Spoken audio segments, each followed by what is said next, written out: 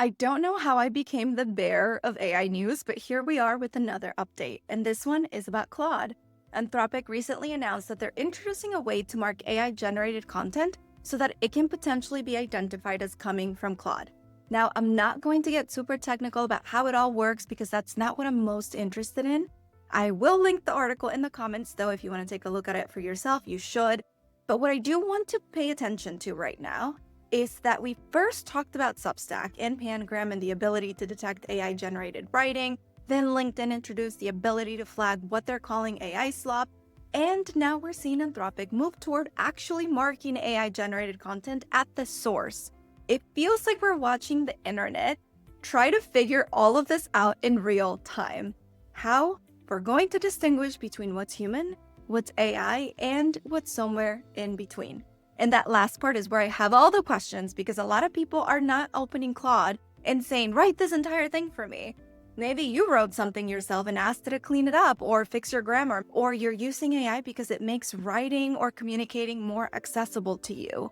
It's different for everybody. So where does that fall? I don't necessarily have the answer yet, but I do think it's interesting that we're seeing so many of these changes happening so close together. I feel like I kind of called this when I first talked about Substack. My biggest question was, who else is going to follow suit? And now we're seeing exactly who. Now, here's what Anthropic is actually saying about how they're doing this, though. According to Anthropic, Claude is using two complementary techniques to mark AI-generated content. There's watermarks that will be embedded in text and signed provenance metadata attached to files. The link will be in the comments, and I think it's worth reading through the details yourself, especially if Claude is a tool you use regularly. But for me, the bigger takeaway here isn't that we all need to stop using AI. That's obviously not where this is going. AI is already built into so many of the platforms and tools that we're using every single day. I think it's more about getting smarter about how we use it, understanding what happens to the content we put into these tools, what happens to the content they give back to us. We need to understand that before we start using these platforms as part of our everyday workflow and even for our clients. I also think we're going to have to get a lot more comfortable talking about disclosure. This is a big one. If AI helped you edit something, translate something, organize your thoughts, or write something, what does that disclosure look like? And where do we draw the line between AI assisted and AI generated?